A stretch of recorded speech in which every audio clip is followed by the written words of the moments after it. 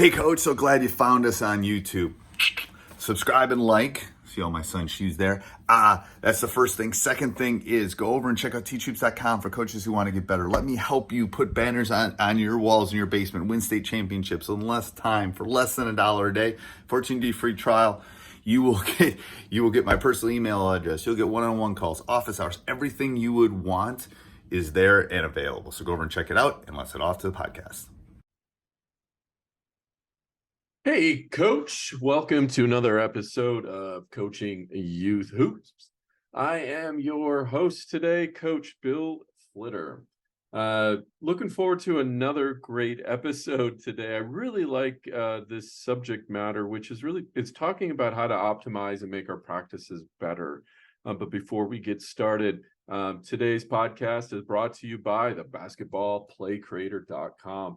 If you're looking for a easy way to create plays for your at your next practice, head on over there.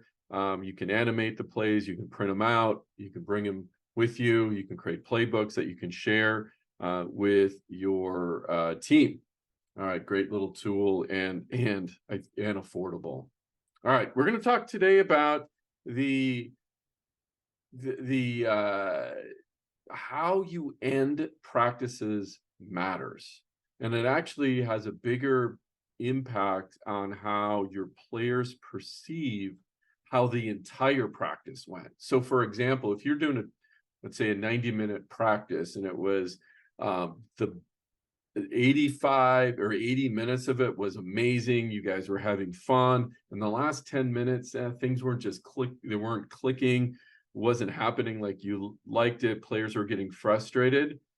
They will walk away so for example, somebody asks them, how was your practice today? They'll say it was lousy, right? And again, I'm being a little bit generic here, but the last bit of, they'll remember how practice was by the last few minutes of practice. You had 80 minutes of a great practice, 10 minutes of a lousy practice, but it would just happen to be at the end.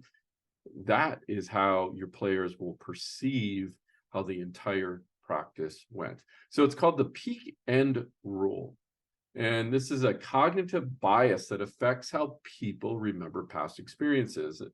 And it states this, that people judge an experience based on how they felt at its peak.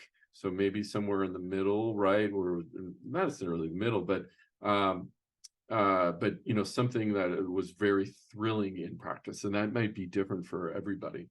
And then at its end, and how they felt at the end, rather, as I said, than the entire cumulative moment that they experienced for that full 90-minute practice. So again, it's regardless if it was good or bad. And you could flip the switch. You could have 80 minutes of a bad practice, and the last 10 minutes went really well. The kids enjoyed themselves, and that's how they'll perceive practice.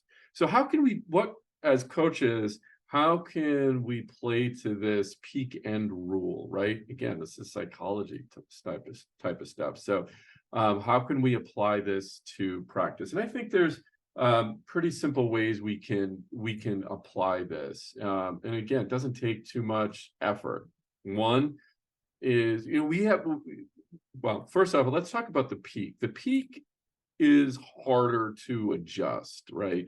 And again, the peak could be different for everyone on your team, and one person's peak is another person's valley, right?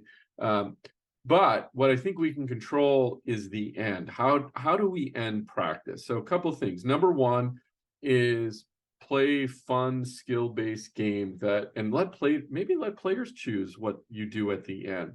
Of course, what do players always want to do? They want to scrimmage, or they want to play knockout, or whatever it is. Okay, well, end practice with a scrimmage, end practice with a fun game that players are really going to enjoy, and mix that up a little bit. Then the other thing that's part of this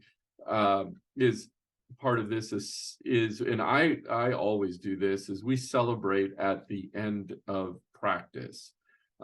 We have peer-to-peer celebrations. So you've heard me talk about in this podcast about my red dot.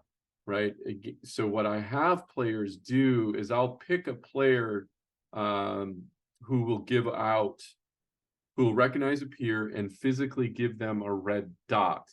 And their acknowledgement of that peer, right, is a gift, right? We always, the person feels good about receiving and giving that gift. And they leave on a high note, right? But just real quickly, the red dot. So the red dot brings our core beliefs to life through a physical red dot. And you'll see our players, they'll accumulate these red dots on their water bottles. And it's kind of a sense of, look at all the red dots I got, right? Sense of pride for them.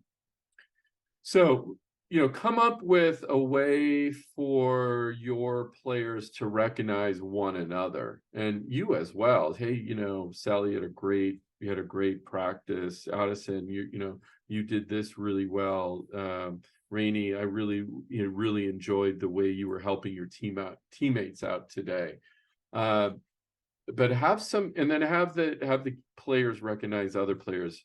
And we usually do 3. So 3 people. And how it works is this. I'll pick a person, that person gives out the first red dot.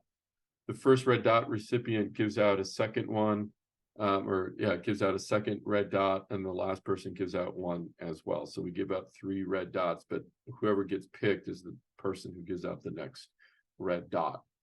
So again, remember that if you want kids to really enjoy practice, and you want them to enjoy you as a coach, consider the peak end rule.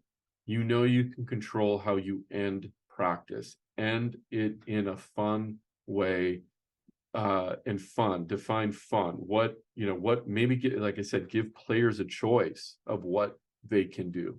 Give them 3 types of things they can do and have them pick it. They always want a scrimmage, so maybe just end with a good scrimmage, and then huddle everybody up and do some peer-to-peer recognition. Okay, and see how your practices change and how the attitudes of the players change, and are they leaving on a high note? All right, Coach. Thank you again for listening. I hope that little tip was helpful. Again, keep the end in mind, and do what you can to end practice on that high note. Have a great season. Thank you for doing what you do with the kids. Check us out at Coaching Youth Hoops. You can find us on YouTube, Facebook, Twitter. Of course, go to coachingyouthhoops.com, to our website. If you need practice plan, check out my blitz attack offense as well. I've been using it, love it. You can go to youthmotionoffense.com to find that. All right, Coach, till next time, have an amazing season. We'll catch you soon. Thank you. Hey, Coach, hope you're liking the video. If you are, kick down below. That would help us a ton. Hit the like button down below. If you want to subscribe, that'd be awesome. Hit the little bell up above. You'll get a notification every time one of our new videos goes live. Also, make sure you go over and check out teachhoops.com. Enjoy.